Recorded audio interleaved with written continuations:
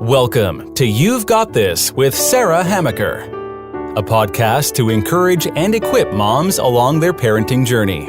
Join Sarah each week as she interviews dads and moms like you and discusses the joys, challenges, and rewards of raising kids. Hi, and welcome to You've Got This with Sarah Hamaker. Today I have Angela Breidenbach with me. Angela is a romance writer. She teaches writing. She's the president of the Christian Authors Network. But even more important than that, she's a mother of 6 grown children and Grammy to 7. Welcome, Angela. Hi, thank you so much for having me. With so much knowledge in baby gadgets these days, I feel like there's this increased tension between moms and grandparents, especially moms and grandmothers, whether it's their mother or their mother-in-law. What do you think are some common misunderstandings these days between moms and grandparents? Do you know the thing that started out for my daughters-in-law and I, where tension was felt, and I think they would say this, I'm being very honest, they would say this too, that I so desperately wanted to love and support them that I shared too much information with them and made them feel like I thought they weren't capable. And it happened a couple different times in my journey of learning to be a smarter Grammy. I love that, smarter Grammy. Maybe we should write that book, Sarah. Be a smarter Grammy. I loved so much when the babies were crying or something like that. I'm like, here, let me show you how, right? I didn't think to stop and let them work it out because I just wanted to help solve their problem, just like they were one of my children growing up. And it made them feel inept and it made them feel challenged. And really, that wasn't my intent at all. My intent was to share that love and those age-old solutions that we all know, but that we don't know when we're a brand new mommy. And so I think tension starts in the marriage when they get married and you love so much that you do something stupid like your son says, my wife wants to learn how to cook French. So you buy her a French cooking magazine, and then she thinks you think she doesn't know how to cook. Right. And she gets pregnant and she's like, oh, I've got so much, headache, or I've got so much this, or I've got so much this. Oh, the solution is this. And so the problem was that in my love heart, I was oversharing. And that oversharing was being accepted by my daughter-in-laws as she knows so much and I know nothing, and she must think I know nothing, and therefore I'm not equivalent of good in her eyes. And so that's the beginning of the journey for the challenges that happen, I think, between mothers and mother-in-laws and daughter-in-laws, and the fact that they're new adults, right?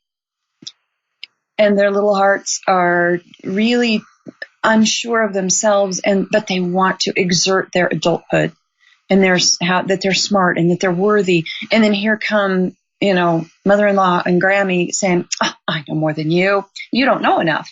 And I think, Angela, part of that tension comes for the new mom or the newly pregnant woman is that you do feel inadequate.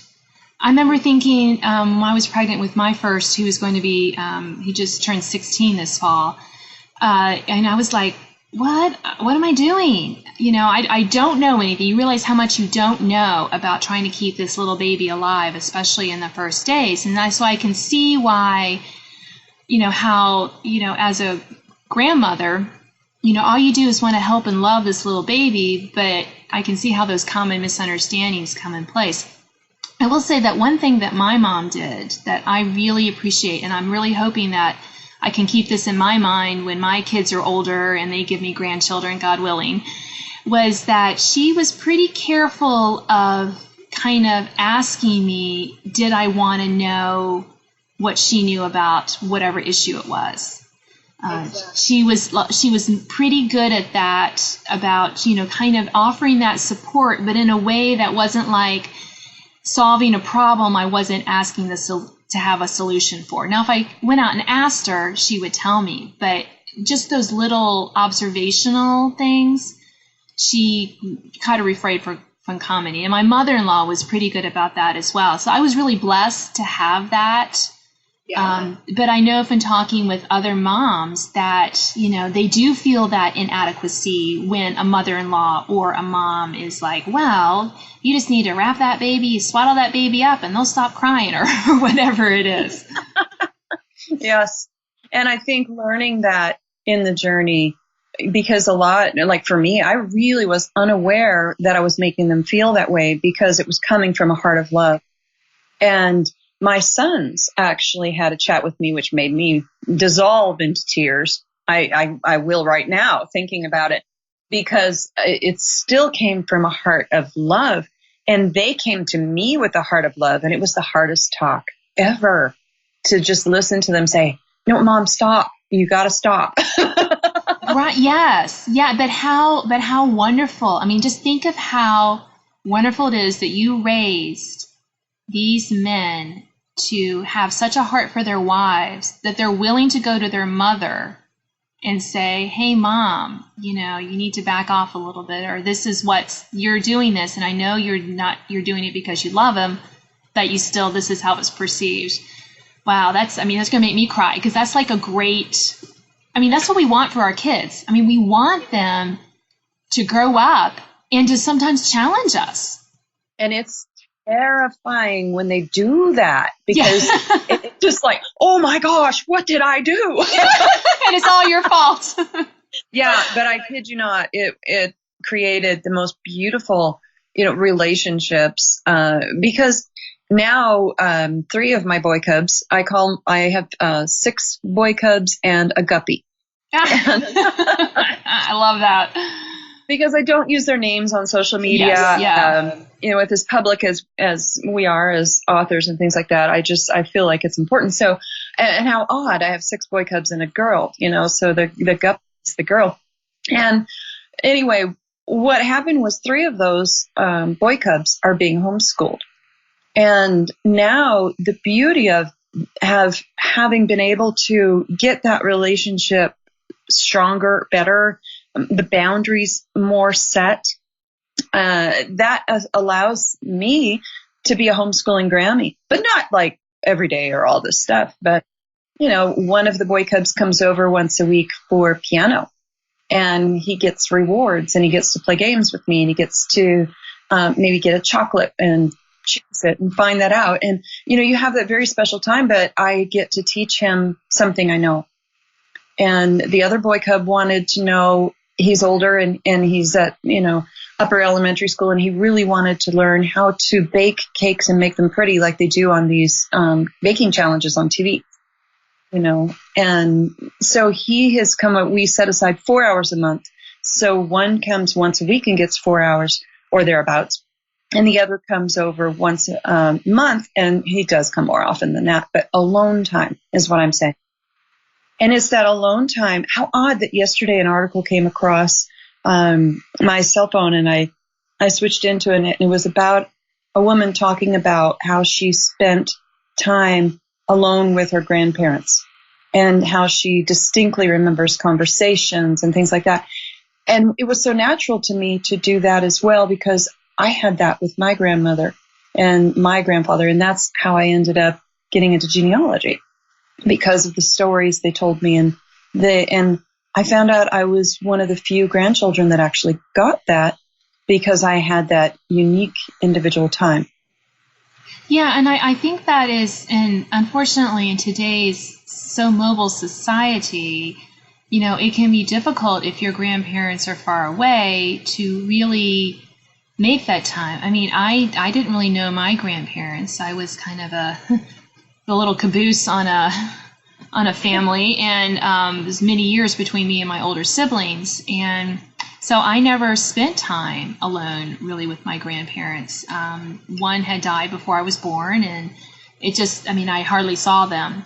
I had more relationship with my grandfather in after school when I was in college, and so my mom encouraged me to write to him, and he would occasionally write back, and I'm glad she did that, because I was able to kind of include him in my life. But what I have loved that my parents love having my kids, and now my mom does. In fact, they just spent a week with her this summer, all 4 of them. And, they're older, so it's not as, day to day, always as young kids. But that's because I want them to have that special time. My in-laws take them occasionally as well. And I think it really, that fostering that family and having them hear stories about, our family is so important. Whether they get interested in genealogy or not, you're helping someone else to pass on those traditions.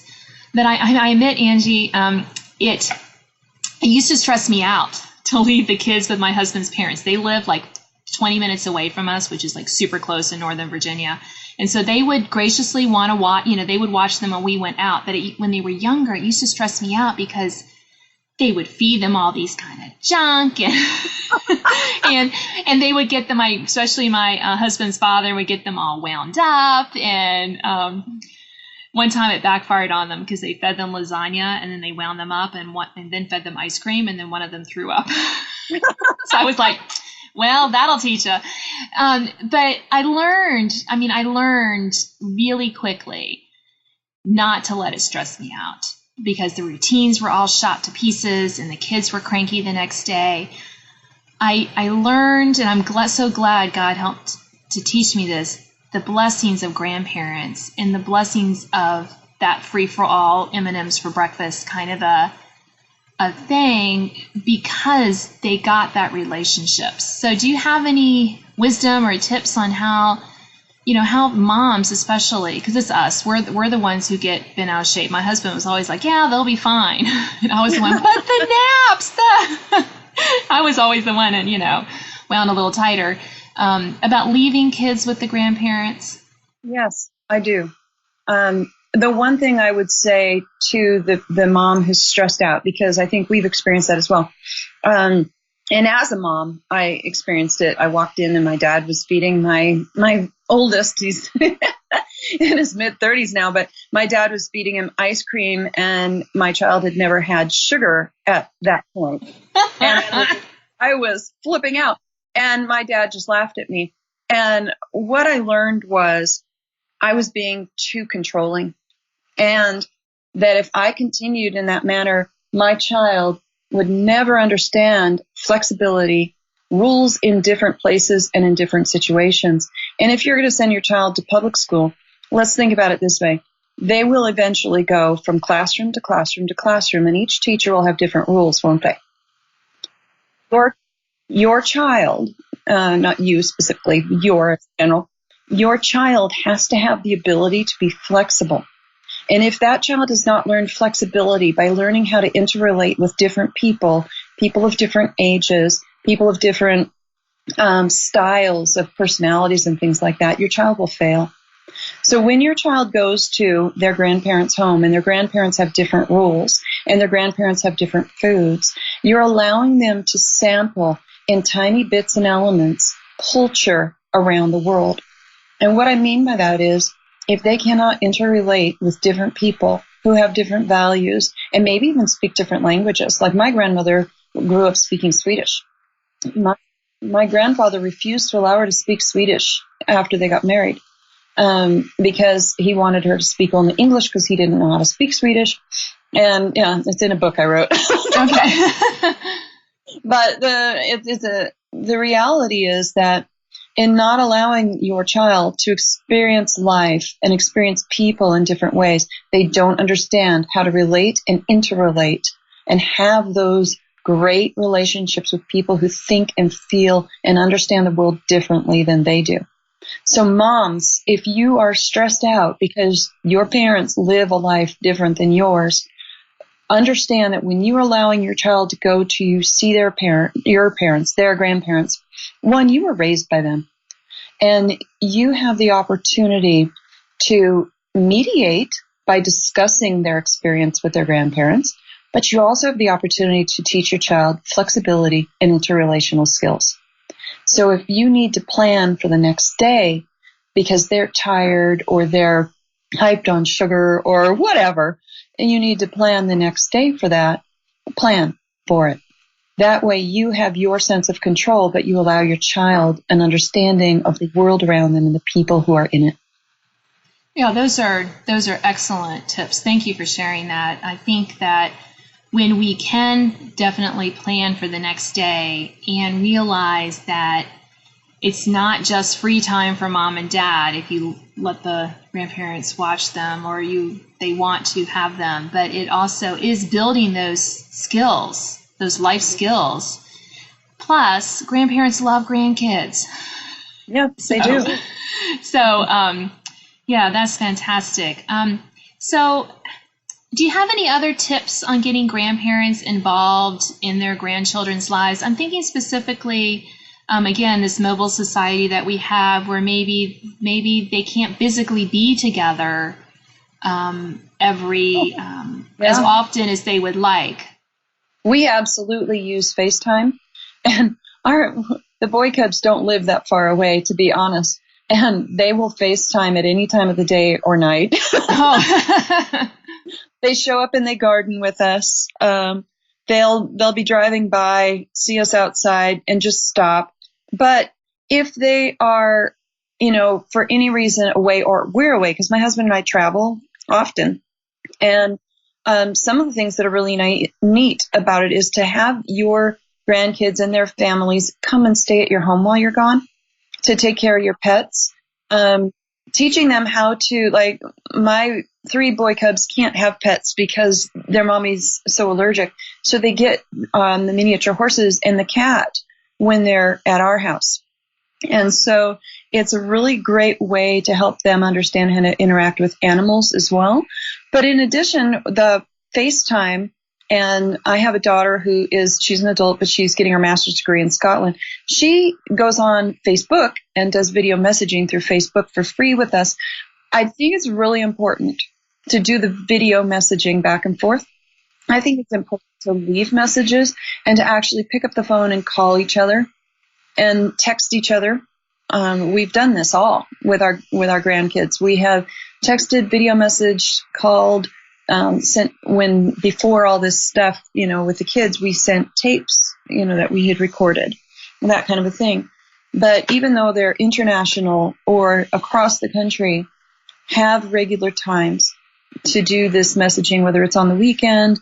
We have actually done Christmas presents together with family that's at distance, doing it through FaceTime and through video messaging. That way you're involved. We've set the iPad open to the screen for Skype at the dinner table. They're eating Thanksgiving dinner, we're eating Thanksgiving dinner, and we're just talking around the table with them.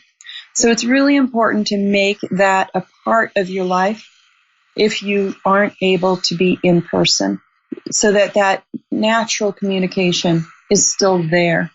And then go visit and let grandparents take them on trips. Okay, this is coming from my bucket list, and none of my kids have heard this yet before, but my bucket list is, as each of the grandkids get old enough to take 2 at a time to, like, Disney World or Universal Studios or someplace special, 2 at a time, so that my husband would have one and I would have one, and then we trade, but they get one-on-one time for a week at a time where they really get that in-depth communication. And I think they have a special time that they look back on as a memory. I think that's really important. That's a bucket list thing for me that I'm hoping might start next year. But they have to be old enough that you don't have to worry about, changing diapers and all that kind of stuff. And old enough that they're big enough to, let's say you're going to go to a park, you're going to ride rides, whatever. But it can start with, we have an RV. And we do camping in the RV, because we wake up in the morning and we do Mickey Mouse waffles and a video at night, But that's how it started when they were still in diapers. And that way they get a chance to be close to home, where in case something goes wrong or we don't have enough diapers or we're still getting used to each other, we can run back in the house and be normal. You start it in small increments, tiny little tidbits, so that you can grow it where they're used to being in your presence for longer periods of time, and they're not afraid to be away from mommy and daddy, and mommy and daddy aren't afraid to let them go. So you start it in small increments, small overnights. And here's the other tip. Mom and dad, Don't rely on Grammy and Grandpa to always be the ones to babysit. They need breaks too. They need their life. And at the ages that we're at, I'm 54. My husband is 58. We're both still working full time. I'm in college for genealogy, right? Writing my books and all that.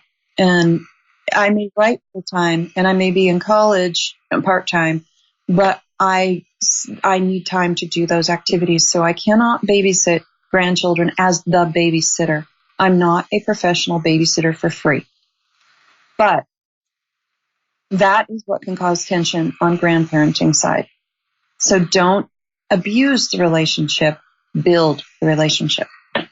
I think that's beautiful way to put it, because I have a teenager who loves to babysit, and she doesn't get called as much. And I'm like, why aren't people going out? And I hear, well, we just dropped them at my mom's. It's all this grandparents, which, can be good. But you're right. You don't want it to be the only time that you drop the grandkids off is when you want to go out. Right. That's not building a relationship. That's not helping them to be a part of that relationship that and you have. It breaks your heart. Grammy and Poppy need relationship with the parents that they raised, as well as their grandchildren that their children are raising. And we need to see the dynamics between those family members, but we need to be involved in it in an intergenerational relationship. So if you want to come over and visit with the grandkids, that's wonderful too. There should be varying degrees of that. And that will help build relationship all around. And when you're at grandparents' houses, make sure that, okay, this one is a hard one, but when you're at grandparents' houses, if grandparents step in to discipline, they're not doing it to get in your way.